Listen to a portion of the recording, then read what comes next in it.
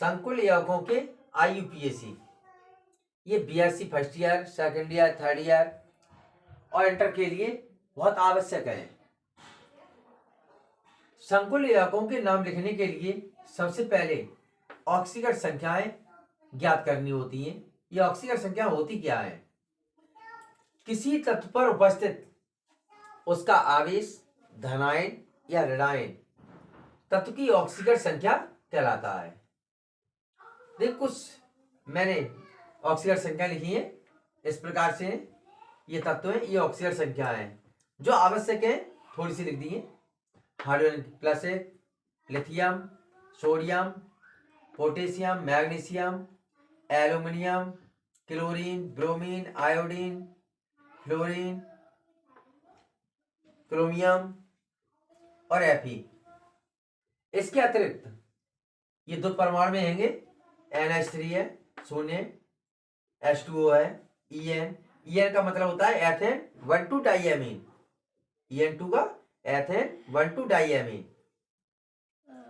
ये ऑक्जिलेट होता है, ऑक्जेलिक अम्ल का ऑक्जिलेट, तो इसी दो मान से ऐसे लगी होती है, तो ये ऑक्जिलेट है, इसकी ऑक्सीकरण संख्या -2 है।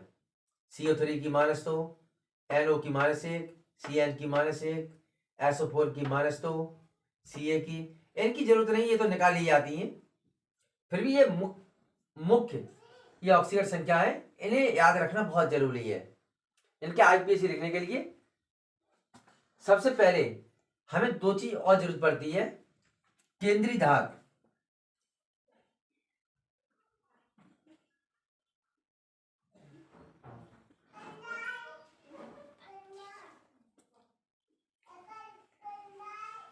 केंद्रीय धात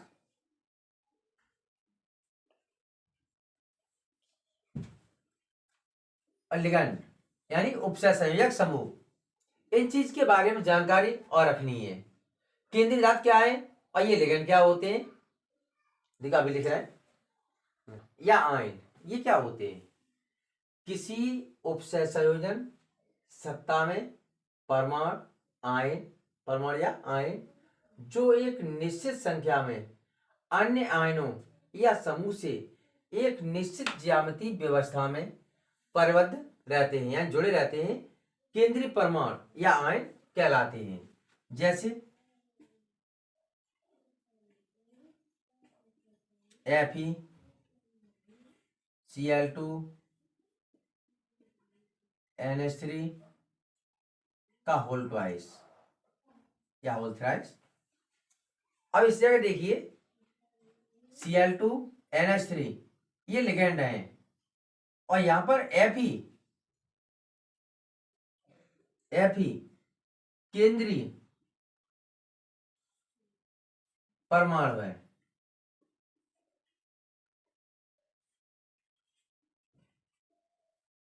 केंद्रीय परमाणु है।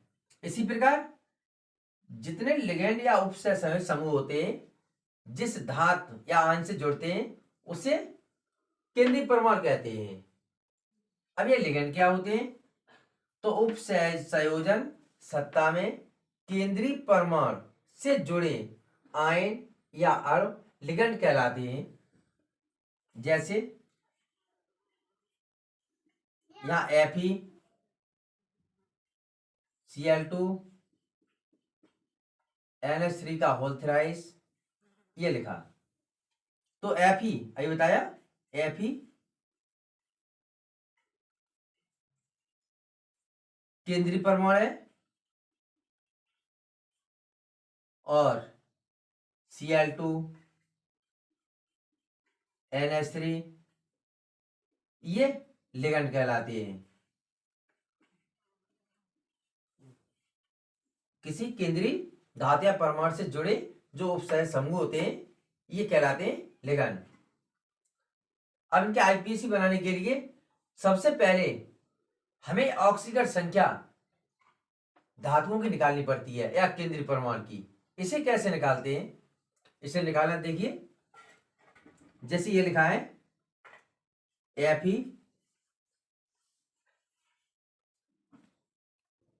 Cl2, NH3 का whole twice,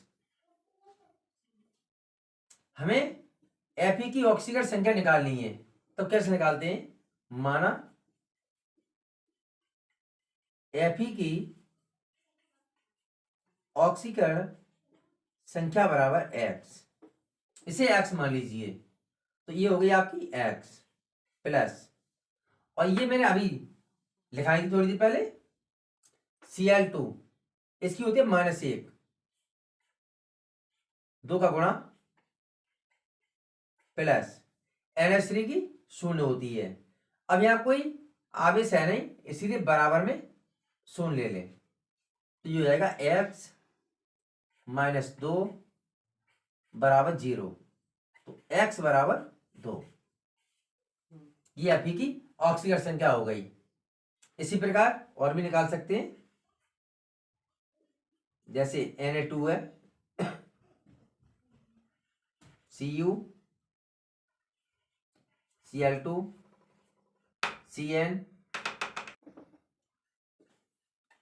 Na2, Fe, Cn का होल 6,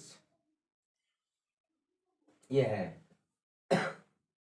यदि Fe की ऑक्सीकरण संख्या ज्ञात करनी है, Fe की ऑक्सीकरण संख्या, तो इसे x मान लीजिए। अब Na की +1 होती है, गुणा 2 प्लस x प्लस Cn की -1 और गुणा में 6 बराबर में 0, 2 x माइनस के 6 इक्वल टू 0, तो x -4 बराबर 0, x बराबर 4। ये Fe की ऑक्सीकरण संख्या निकल आएगी। इसी प्रकार से यदि इस प्रकार से लिखा हुआ है K2 Al Cn का होल 6 -2, यहां पर माइनस लगी हुई है, तब कैसे निकालते हैं? अब हमें केंद्रीय धातु Al की ऑक्सीकरण संख्या ज्ञात करनी है, तो इसकी x मान लेते हैं, तो ये हो जाएगा +1 × 2 प्लस x प्लस -1, 6 परमाणु है इसके, लेकिन यहां बराबर में -2 लेने होंगे, क्योंकि ये घात चली हुई है, वो आवेश पर -2, 2 प्लस x -6 इक्वल टू -2, तो x -4 बचेंगे, यहाँ 2, x बराबर -2 +4, x बराबर हो जाएगा 2। तो Al की ऑक्सीकरण संख्या कितनी हो गई? 2 हो गई। तो सबसे पहले संकुल यौगिकों के आईपीएसी बनाने के लिए केंद्रीय परमाणु को पहचाने, फिर लिगैंड को पहचाने, उसके बाद जो केंद्रीय परमाणु होता है उसकी ऑक्सीकरण संख्या ज्ञात करें। ऑक्सीकरण संख्या ज्ञात होने के बाद लिगैंड की संख्या देखें कितनी है। अगर लिगैंड इस प्रकार से हैं तो उन्हें ABCD के आधार पर ही क्रम से लिखते हैं, जैसे Cl लिखा फिर N लिखा। यहां देखिए ये धनात्मक है, ये ऋणायन है, तो इन्हें क्रम से लिखते हैं। इनके आईपीसी बनाने के कुछ नियम भी है, अभी नियम दे रहा है, लिख रहे हैं थोड़ी देर में, तब तक बता। उपसंयोजन यौगिकों के आईयूपीएसी बनाने के नियम। देखिए उपसंयोजन जो यौगिक होते हैं इन्हें बनाने के कुछ नियम दिए गए हैं। पहला नियम है नंबर 1, सबसे पहले धनायन अथवा ऋणायन आवेश युक्त उपसंयोजन सत्ता में धनायन का नाम लिखते हैं। अगर उपसंयोजन सत्ता में धनायन दिया गया है तो उसका नाम पहले लिखिए। जैसे मान लीजिए ये है Na2 Fe Cn का होल 6, ये लिखा है Na2 Fe Cn का होल 6। तो इसमें सबसे पहले इसका नाम लिखा जाएगा सोडियम का। केंद्रीय परमाणु या आयन से पहले लिगेंडों को उनकी संख्या के आधार पर डाई, ट्राई, टेट्रा आदि लगाकर लिखते हैं। जैसे ये दिया गया है FeCN का होल 6 Cl2। अब इसमें हमें लिगेंडों की संख्या लिखनी है, तो डाई ट्राई लगाकर लिख लेंगे। जैसे हेक्सासाइनो डाई क्लोरो, और इसके बाद इसका नाम। तो इस संख्या को हमें लिखना है डाई ट्राई टेट्रा पेंटा, इस प्रकार से। तीसरा नियम, जब लिगेंड के नाम में आंकिक पूर्व लग्न हो तब लिगेंड को कोष्टक में लिखकर उससे पहले बिस, ट्रिस, टेट्राकिस आदि शब्दों का प्रयोग करते हैं। जैसे कई संख्या अगर 2 है तो बिस लिख देंगे, 3 के लिए ट्रिस और 4 के लिए टेट्राकिस। देखो इस प्रकार से Na2 Fe En का होल ट्वाइस और Cl2 ये लिखा है। Na2 Fe En का होल ट्वाइस Cl2। अब यहां तो डाइक्लोरो हो जाएगा, इसका नाम डाइक्लोरो। लेकिन यहां देखिए En, इसका नाम होता है एथेन 1,2 डाइएमीन। तो उससे पहले हमें बिस जोड़ना पड़ेगा। क्या जोड़ना पड़ेगा? बिस। चौथा नियम है, यदि लिगेंड के अंत में O आता है तो लिगेंड के नाम नहीं बदलते।